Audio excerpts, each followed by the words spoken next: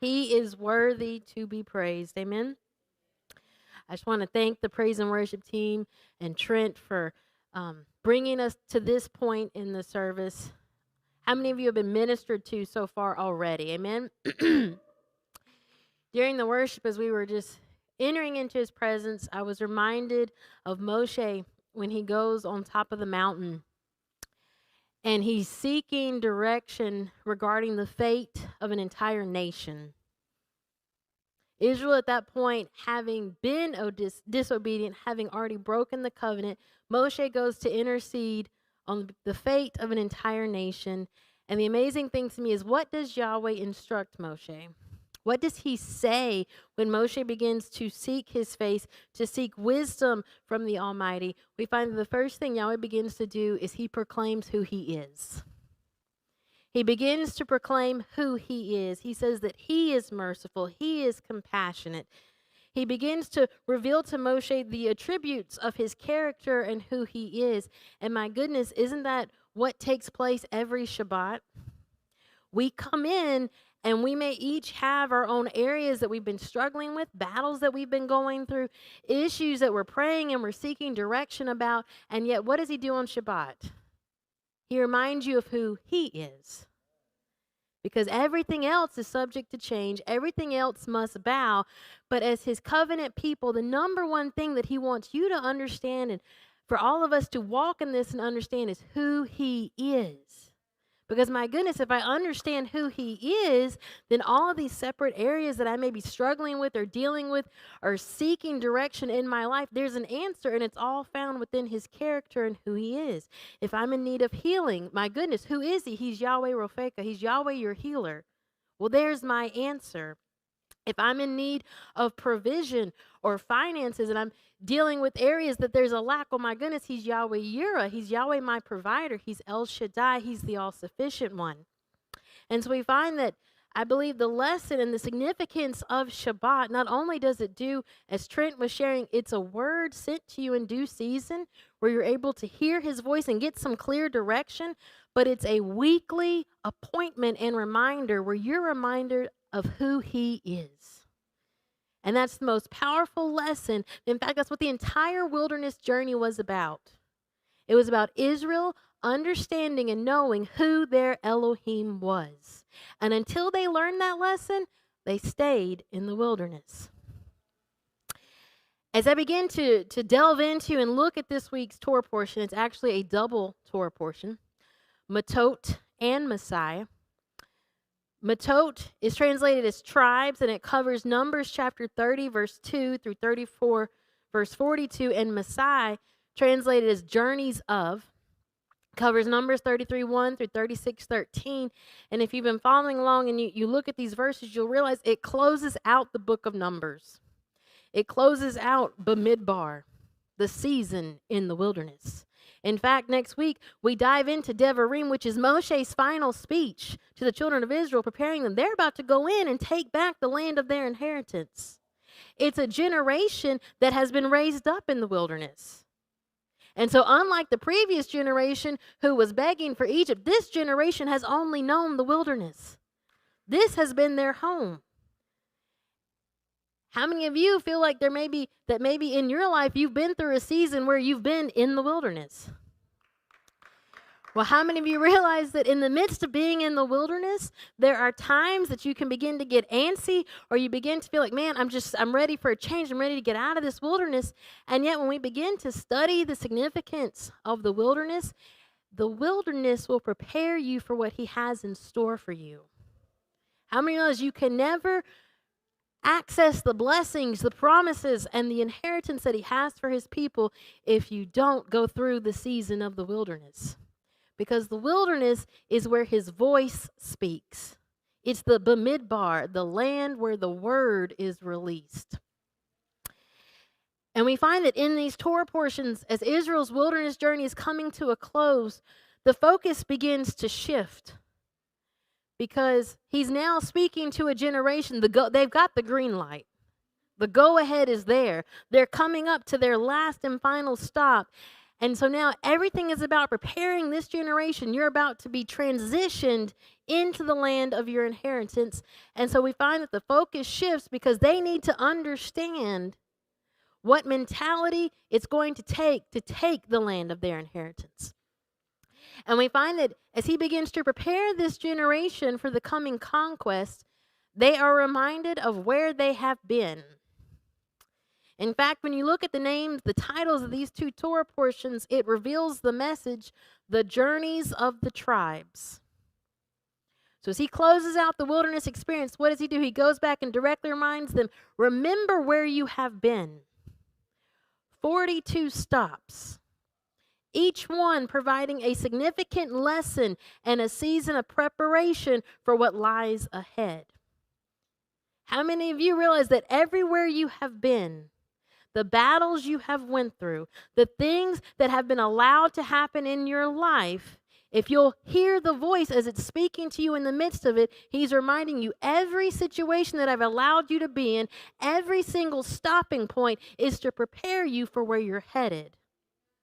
And if you will remember where you've been and how he moved on your behalf in these situations, my goodness, when you enter that land of your inheritance, then you're going to be like, hey, I've got this. Why? Because I remember this spot where he provided. I remember this spot where he showed up. I remember this occasion when he showed up in a mighty and powerful way. Why will he not do it again? Amen?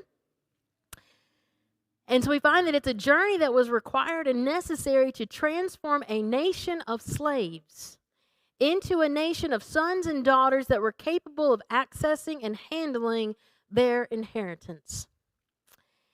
And as we begin to look at this, it's quite interesting because you'll find everyone wants to access the blessings, right? Everyone wants their inheritance. Everyone wants to see the promises in their life, right? You'd be a fool if you didn't. Of course we want the blessings. Of course we want to see his promises in our life. But how many realize that the journey to get there will sift out those who are incapable of handling it? Look around and say, my goodness, Yahweh, thank you. I'm still here. And I'm still listening. I'm still here. That means you still have a plan and a purpose for me. That means there's still something you're preparing and guiding me. There's still a set destination in front of me. Amen? In fact, as we look at this, he lists the 42 stops. 42 is the value of the Hebrew term yabal. And it means to flow, to lead, to carry. It's the root of the term Yobel, the Jubilee. In fact, Matot is also the 42nd Torah portion. How many realize that at the end of the wilderness journey, what is he doing? He's preparing them for their Yovel. You're about to experience your Jubilee. And yet the same letters that form this Hebrew word Yabal, rearranged, it forms the Hebrew term Bali. And it means wearing out or destruction.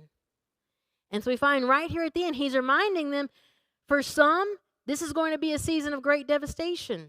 But for others, it's their Jubilee. The distinction is made in the wilderness, in the midbar, the mouth from which the debar or the word is speaking. Do you think that perhaps this is serving as another reminder, both for Israel, but as well as for you and I, that your deliverance, your breakthrough, your promises are solely dependent upon the mouth of Yahweh releasing that word, and it's not dependent on any other factors or forces or your circumstances. Israel is reminded your Yobel will come at the mouth of Yahweh. Amen? Well, let's look at this term wilderness. Because it seems here, as we're closing out, the whole focus is, this is where you have been, Israel. In order to know where you're going, you need to understand where you've been and the whole purpose of this journey that he has taken them on for 40 years. Let's look at the word for wilderness. It's Strong's number 4057, midbar. It's translated as meaning wilderness, pasture, or mouth. It's from the root debar, Strong's number 1696, meaning to speak, to declare, to converse, command, promise, or sing. And we understand, we've looked at this word numerous times. It's literally the mouth where the promised word is speaking. But the numerical value of the phrase bamidbar, in the wilderness, it equals 248. It's the same as the Hebrew phrase Beit Selim Elohim, in the image of Elohim. And it seems to reveal the purpose of being brought here is to be transformed into the image of Elohim. My goodness, now for all of us that gladly acknowledge, yes, it feels like I've been in the wilderness. It feels as if I've been going around this mountain just like Israel. Now I can look at this situation where I've been in the wilderness differently. This entire season was to cause me to be transformed into the image of Elohim, to be Beit Selim Elohim. For 40 years, he's watching and waiting for Israel to be Beit Selim, to be in his image. We have to understand, what does it mean to be Beit Selim, to be in the image of Elohim?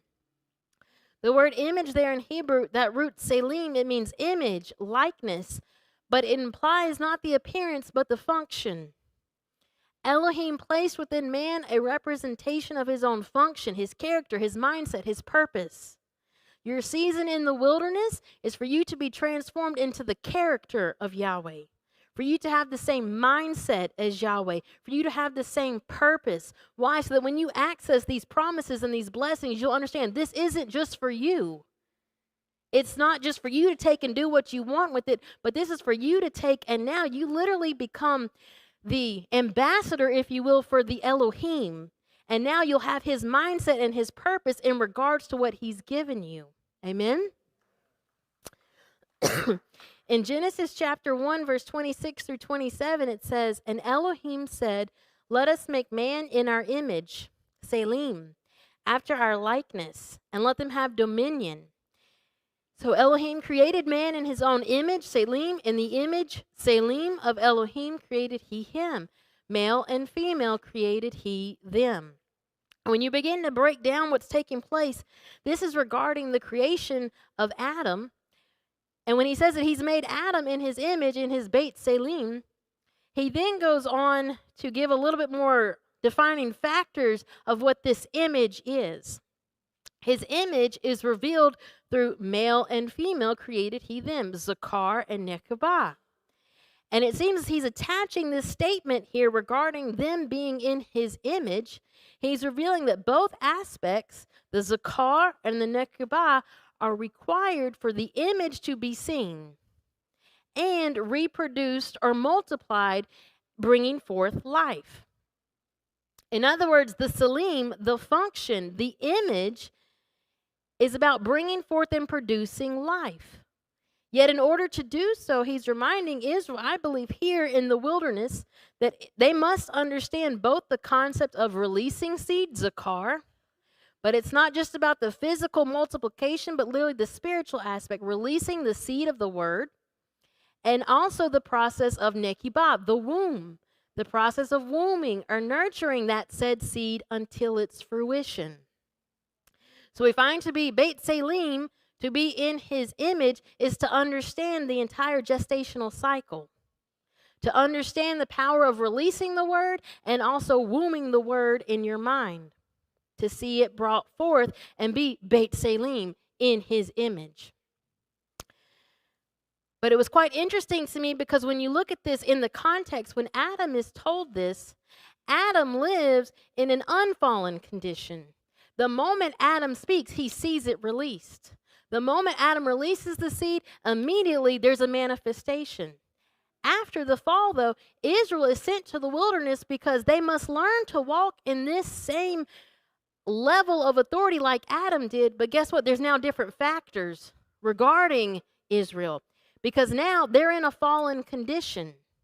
For Adam, where time was not a factor, Israel must now learn to function in the same capacity that Adam did, but within new boundaries.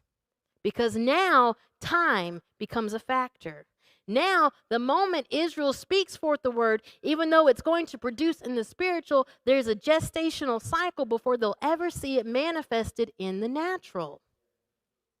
And so now they have to understand they must be very careful and guarded walking in this level because they have to understand that not only am I releasing a word, but now I have to truly hone in and understand the season of it being wombed.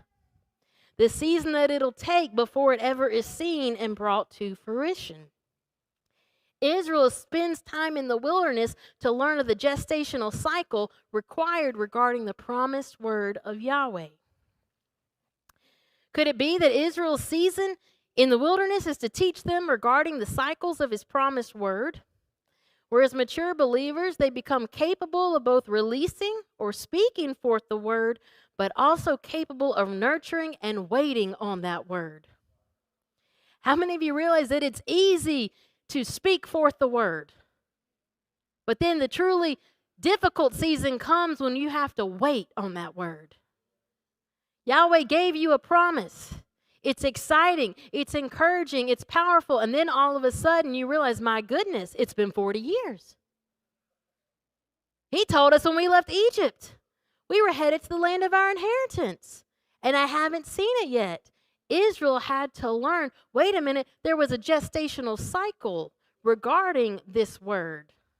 And that gestational cycle had many factors that came into play because it was waiting on them to be Beit Selim. Waiting on them to be in the image, because if they weren't in the image, then the fruit that was produced was not going to be the correct fruit. And so now we can understand, my goodness, the wilderness cycles and the wilderness seasons are important. This season was an opportunity for Israel to prove that they were mature sons and daughters capable of handling the affairs of the kingdom, while those who were still bound by a slave mentality were exposed and experienced devastation instead of their jubilee, because they weren't capable of waiting and guarding the word that they'd been given. And it's quite interesting to me because it's very apparent, we've talked about this numerous times, there was 42 stops in the wilderness. It seems to directly correspond to the 42 months of what's called megathalipsis, the Great Tribulation, the 1260 days that Daniel prophesies concerning.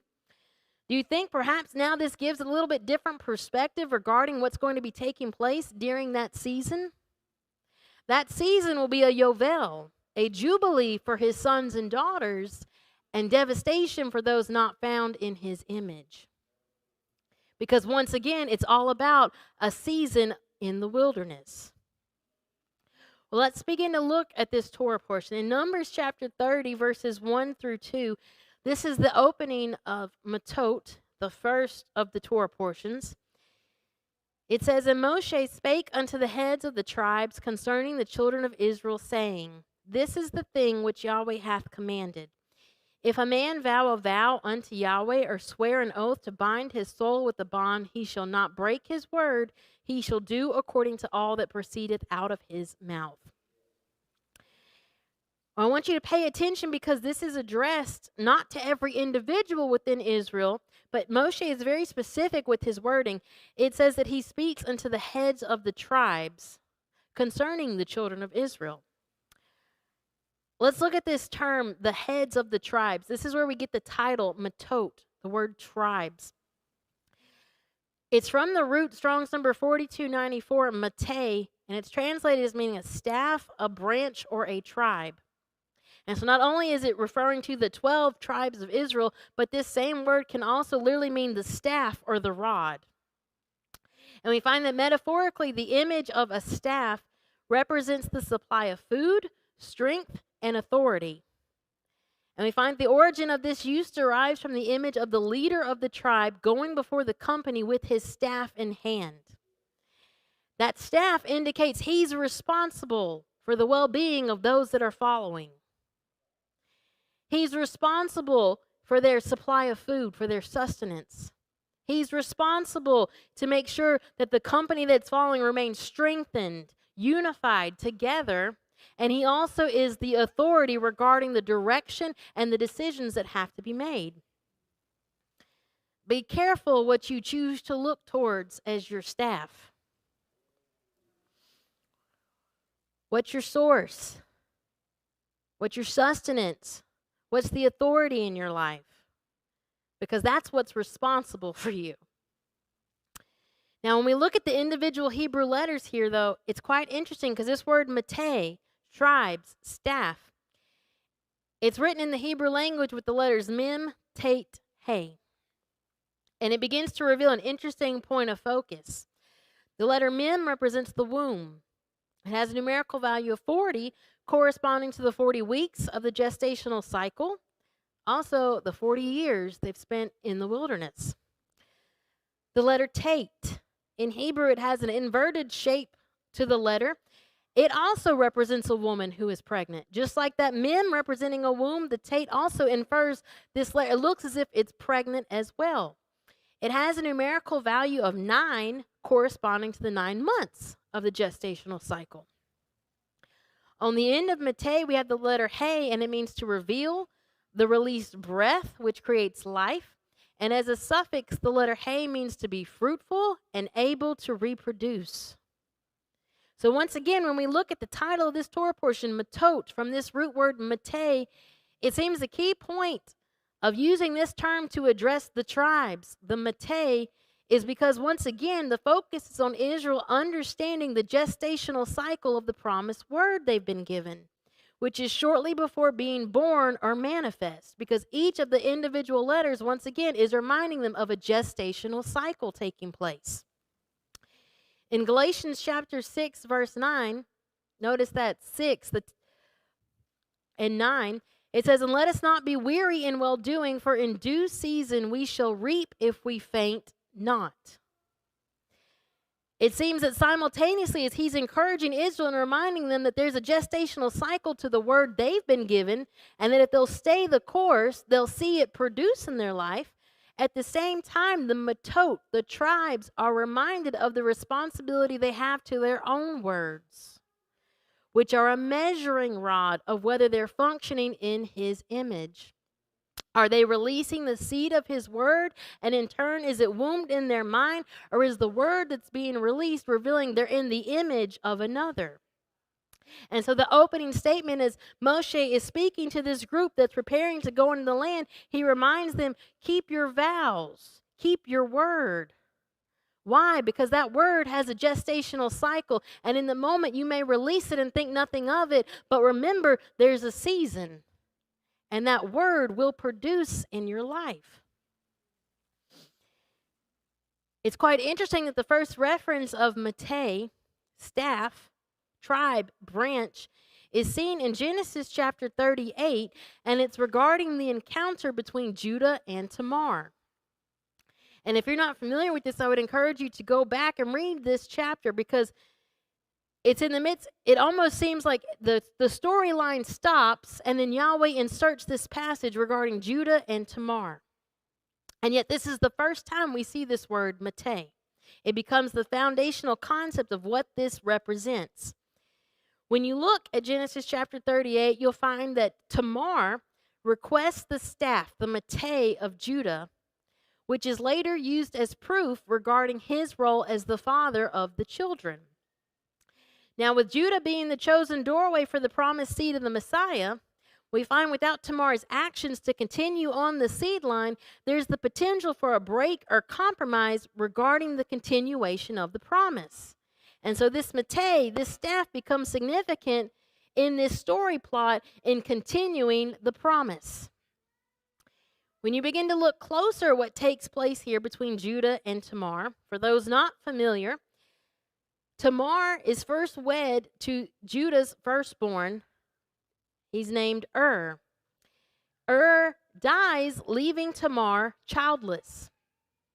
We find that Tamar is then promised to his brother Onan, who is to go in and raise up seed for his brother. He refuses to raise up seed in his brother's stead. He is also cut off. Now, in this story plot, within this one chapter, we're now told Tamar must wait for Shelah, the youngest of Judah. In Genesis chapter 38, verse 11, we read, "Then said Judah to Tamar, his daughter-in-law, remain a widow at thy father's house till Shelah, my son, be grown." And when you read this, you may think, well, what does this family drama have to do with the promise of Yahweh and what this Matei, what this staff represents? But there's some interesting things that take place in the Hebrew language that are connecting you to what it means to request the staff, to have access to the Matei. She is told while she is waiting for her promise, she's told to remain a widow in her father's house. The word widow in Hebrew, it's Strong's number 490, almana, and it means widow, but it's from the root word alam, and it means to bind. But it can also mean to be silent, to be bound to something. She waits here in her widowhood, waiting for Shelah, the last son of Judah. Shelah's name in Hebrew, it's Strong's number 7956, and it means a petition or prayer. It's from the root word she'elah, which means a request, something that has been asked for or petitioned. The root stems all seem to relate that this name Shelah is related to being extracted from bondage and restriction, toil and turmoil. In other words, when you begin to delve beyond what's taking place on the surface, each of these names is quite significant. And what's taking place in the Hebrew, we find it's revealing that Tamar is bound, alam, to her prayer and petition regarding the promise in the waiting. And it seems to infer that it is not her words that speak. Her words are silent, and she allows the promised word to speak on her behalf regarding the promises that she's been given. And it seems it becomes an indicator that she is functioning in the same capacity of one who is Beit Selim, in the image, because it's his word that's speaking on her behalf. And we find that this promise that's been given is to be set free from any form of bondage, restriction, toil, or turmoil. And when you begin to look at this, it forms an interesting connection all the way to Galatians chapter 6 at the verse we looked at earlier, where Paul instructs those that are listening to faint not. And that if you faint not, you'll reap in due season. The word faint there, it doesn't just mean, oh my God, you were just so weary, you just passed out. You had physically exhausted everything you had, and you just passed out. The word faint in the Greek, it's Strong's number 1590, eklio, and it means to loose, to unloose, to be set free or dissolve. In other words, he's telling those that would have ears to hear, don't be set free from the promised word you were given. Don't be loosed from it. Don't allow it to be dissolved in your life, indicating that you're no longer committed or attached or bound to it. How many realize that it's in the waiting there is the danger of becoming set free or loosened from the promised word you've been given? Yet we're instructed that we must stay bound to it if we're to see it come forth and reap in due season. And now when you begin to look, amen, now when you begin to look at the example of Tamar, she was given a promise. And I believe that Tamar understood beyond what those sons of Judah understood because they neglected their promise. She understood the significance of this covenant promise being continued on. And we find that in the midst of this, she's the one that's considered righteous. Why? Because she stayed bound to her prayers and her petitions regarding the promise she had been given. Amen? Israel is told the same thing upon preparing to cross the Red Sea. In Exodus chapter 14, verse 14, when they themselves are awaiting being extracted from bondage, from their turmoil, from the place of restriction, they're told, it says, Yahweh shall fight for you, and you shall hold your peace.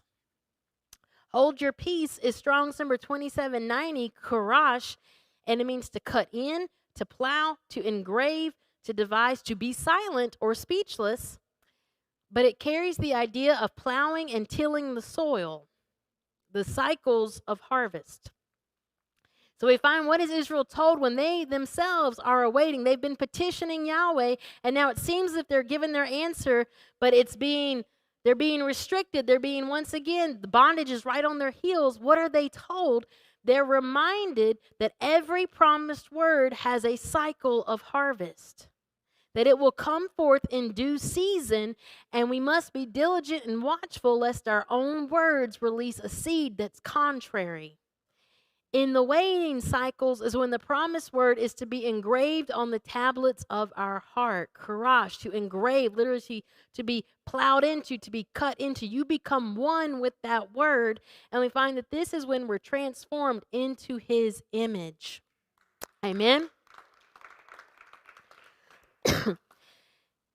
Yet what is expected of us in the waiting? As many have acknowledged, it seems if you've been in the season, you've been in the wilderness. And it's been a long road, a long journey, waiting on certain promises to come forth. And so we have to ask, well, what are we supposed to do in the meantime? What are we supposed to do in the waiting as we're attempting to ensure that we've been bound to this promise, that we've not neglected it, that we've not been loosed from it? Well, we find once again the example of Tamar seems to be connected here. In the midst of waiting for the promise, as the events play out, we find that she petitions for the staff, the Mattot of Judah. The Mattot represents the authority of that promise to speak on her behalf, and it is that Mattot, that promise, that becomes her sustenance and strength, even when it seems as if she's been forgotten. And as long as when she has the staff and she presents the staff, it answers the question of who the father of the children are. It brings forth the sons.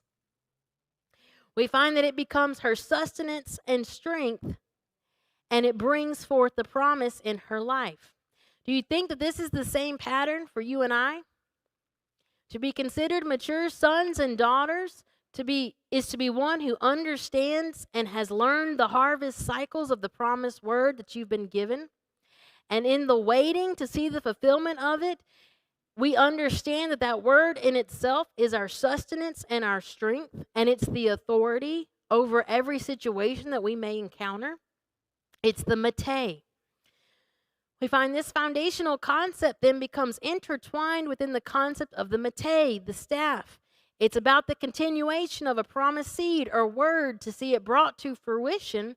This is why the tribe leader carries the staff. They're spearheading this journey to see the promise made manifest. And everyone that's following is to follow the staff, to follow the word. And we find it's that promised seed or word that becomes the source of strength and authority on the journey. How many realize that this is how you faint not? In the midst of the waiting, you learn that the very promise you were given is not dictated to by your circumstances. It has its own harvest cycle. Yet in the waiting, you can petition for the sustenance, for the Mattot, for the staff needed to ensure that you make it to that season. Isn't that interesting?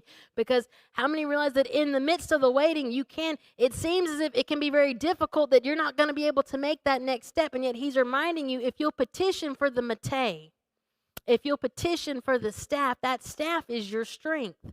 That staff is your source. That promise literally will be what enables you and continues carrying you on if you'll stay bound to it, because it's not going to stop. It's going to continue going and plowing the way forward. Amen? Now, looking further at Shelah, here in Genesis chapter 38, Tamar has been promised Shelah, the youngest of Judah's sons, but his name, it not only does it mean a petition or a prayer, but Shelah's name has a numerical value of 335. It's the same value as Har Sinai, Mount Sinai. Israel is brought strategically to Sinai to receive the answer to their petition.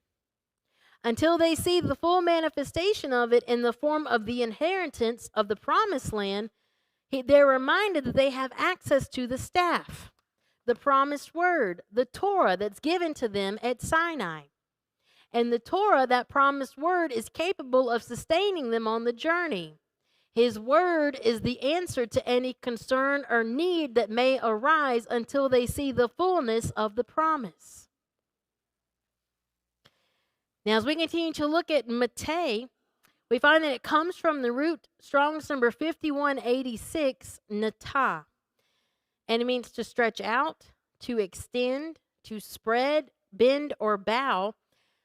But it carries the idea of inclining one's heart or mind in a certain direction, or of giving your attention to something? Could it be that a key component of Israel being considered capable of accessing the promised land is whether or not they have inclined their hearts and minds in this direction? Whether or not they have finally grasped that the promised word they were given is the final authority and their sustenance, that it's not dictated to by any other force or circumstance?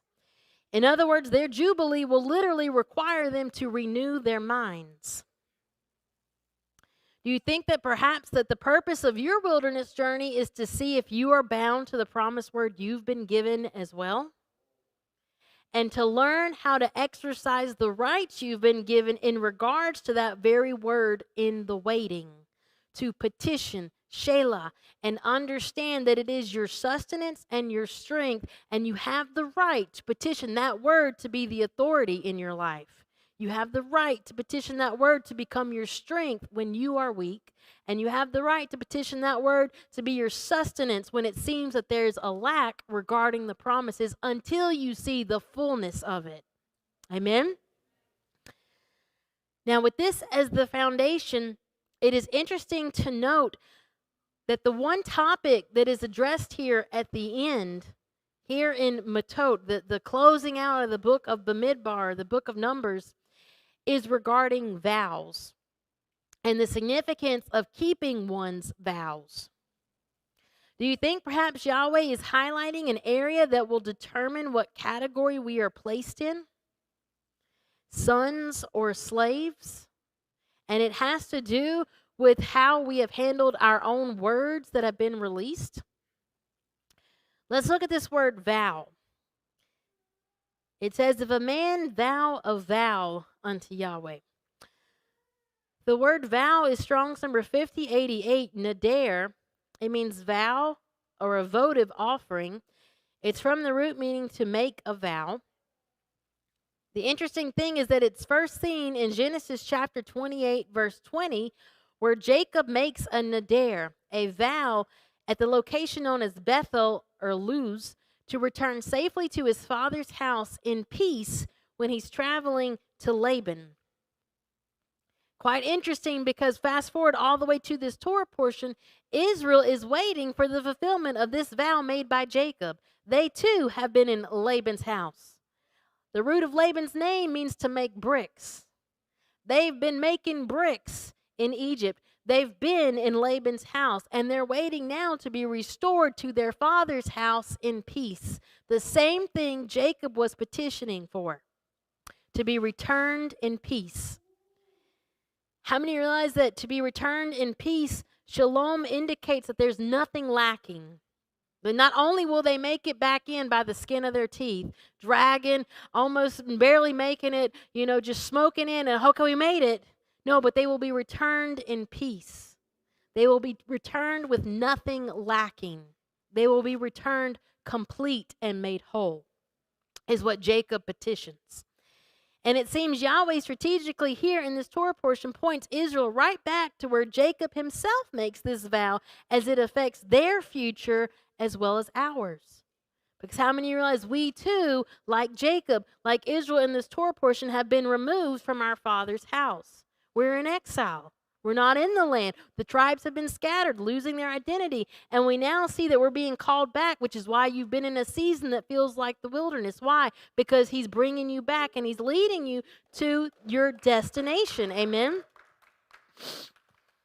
And we're reminded, just as they are, of the vow made by Jacob, to be returned in shalom, to be returned in peace.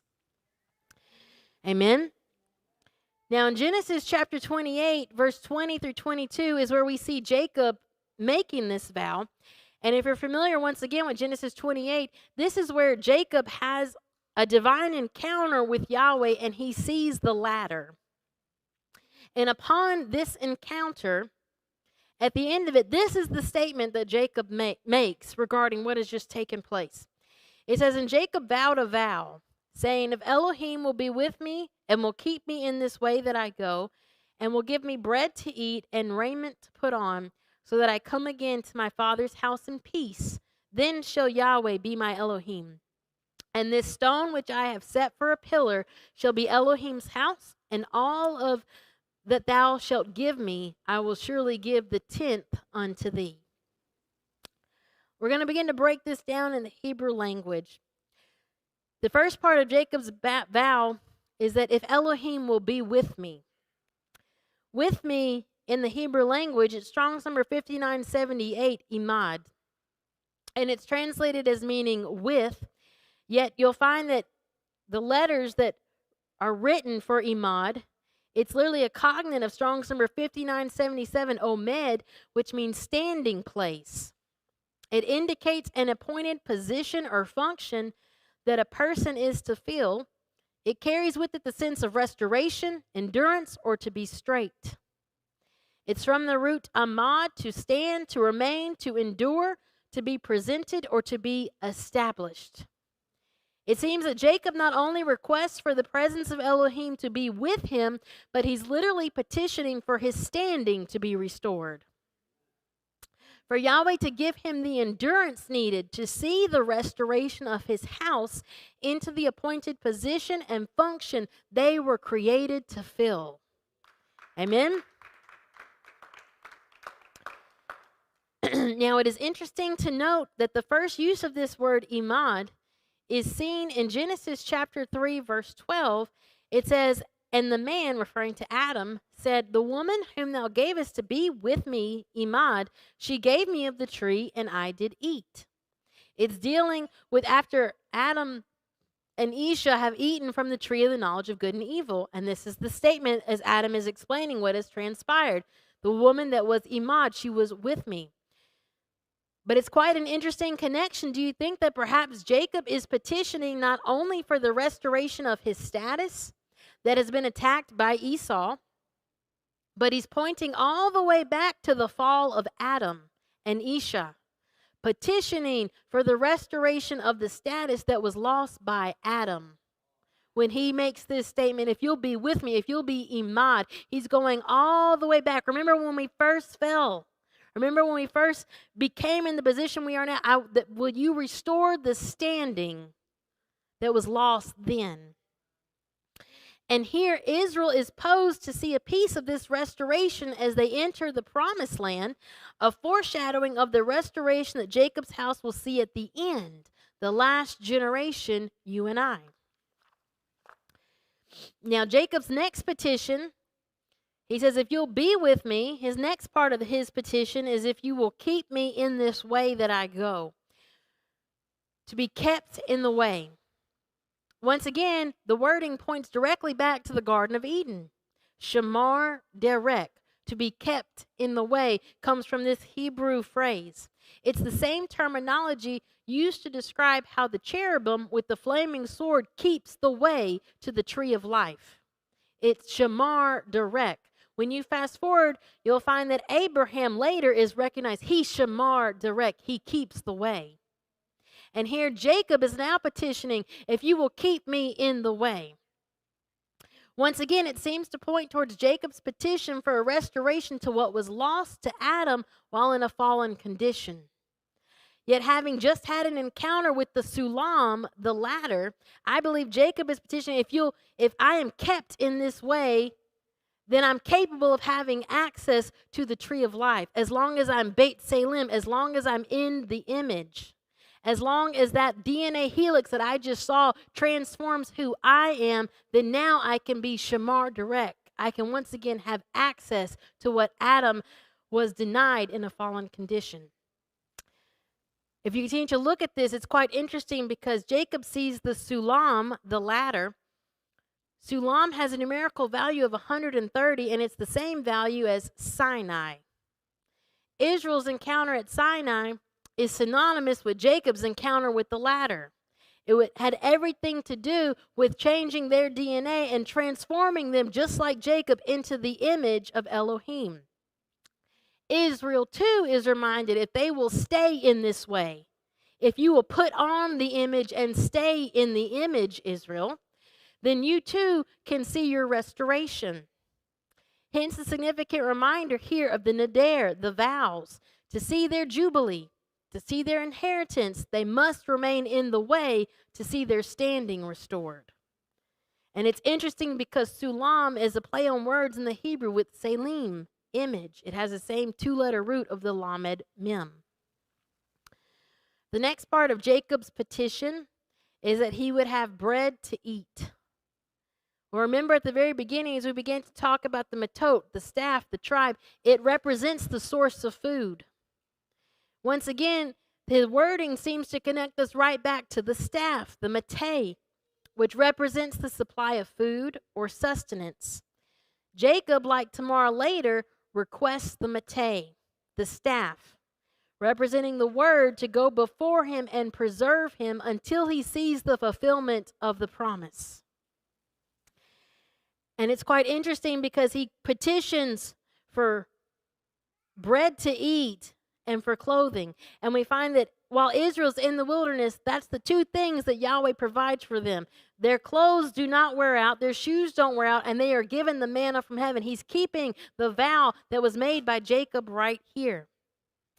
At the end of this vow, as Jacob makes this, he then sets up a stone for a pillar.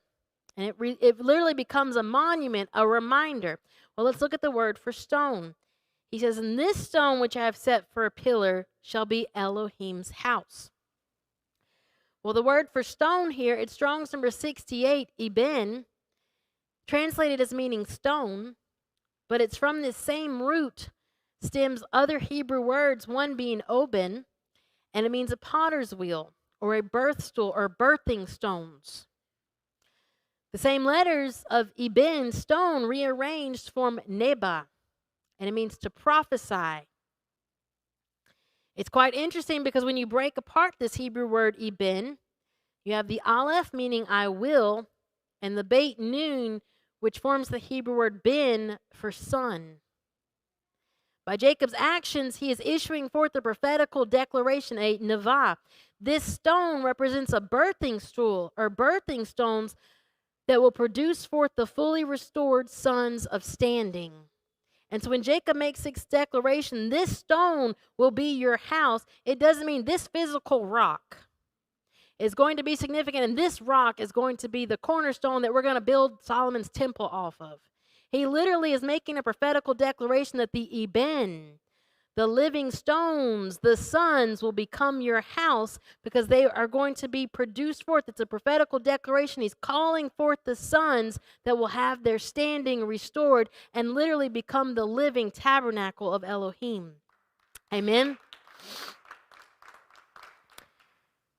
Now here the second Torah portion title is Masei. It's Matot and Masei. It's from the root, Strong's number 4550, Masah, and it means a pulling up of stakes, breaking camp, or a journey. But it's conjugated here in the Hebrew as Masei, and this phrase has a numerical value of 180, which connects right here to what's taking place. Because 180 is the same value as the Hebrew phrase B'ni Ha-Navim, sons of the prophets. In other words, these Masei, these journeys, the entire 42 stops within the wilderness were the sons, the result, the fruit of the words prophesied previously by Jacob. They're all to bring Israel to their expected destination. This was the necessary journey to restore the standing. And now as Israel stands here, they become the B'nai Ha-Navaim. We are the sons of what you prophesied, Jacob. We're the sons of standing, coming, and being restored. Amen?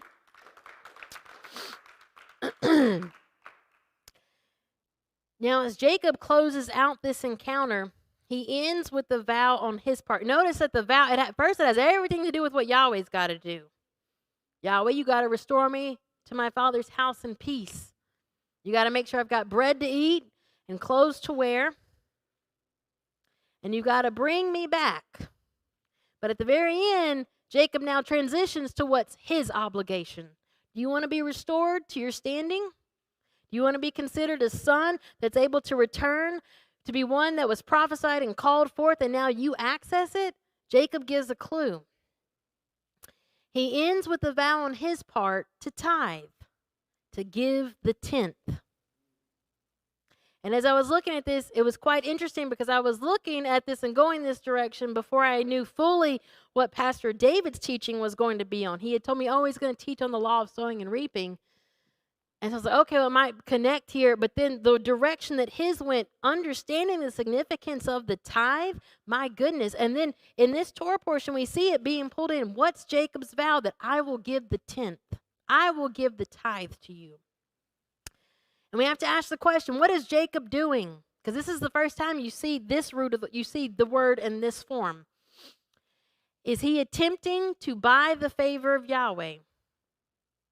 How many of you think that's even possible? It's not possible. Does Yahweh even need anything Jacob will offer, seeing as all of creation is his? Why does Jacob make this vow? As we said, Pastor David already shared last week the power of the law of sowing and reaping and the significance of the tithe, and it lays a powerful foundation for what is taking place here with Jacob. And it's funny to me because it was brought up last week. Some of the arguments that we as believers will sometimes try to come up with in order to get out of keeping our vows. Really, we think hard on this. Well, there's no tabernacle, there's no temple. Notice that when Jacob makes this vow, there's no tabernacle, there's no temple. Well, there's no Levitical priesthood, so that does away with tithe. Oh my goodness, notice when Jacob makes his vow, there's no Levitical priesthood. Levi's not even born. It's just Jacob. He has not been married. There are no children. Israel isn't even a nation yet when Jacob makes this vow. He has not been joined to Rachel or Leah. None of the sons are born. They are not a nation. It's just Jacob. This is between Jacob and Yahweh. To keep this vow is between Jacob and Yahweh. To not keep the vow is between Jacob and Yahweh. Let's look at this word for tenth. Why does he offer the tenth? I will give the tenth unto thee. Once again, one of the other arguments we were talking about this, well, it was agricultural society. That's, we don't have that anymore, so we don't have to give the tenth. Jacob doesn't say, I'll give you the tenth of my crops. Jacob says, anything that you give me, all that you give me, I will give the tenth. This is my vow. You restore me to my standing, I will give thee a seir. Amen? Let's look at the word for tenth. What is the tithe? If you don't know, go back and listen to last week's teaching. The tenth, Strong's number 6237, asar. It means to tithe, to take the tenth. But if you break it apart, you'll understand the significance. Why does Jacob offer what he offers, and why is it so significant that we understand this vow? It's written, ayin, sheen, resh. The letter ayin means to see. If I see it, this then infers something has been made tangible and brought forth. The value of this word ayin, yod, nun, the actual title, the name of the letter, has a numerical value of 130. It's the same value as sulam, ladder, and Sinai.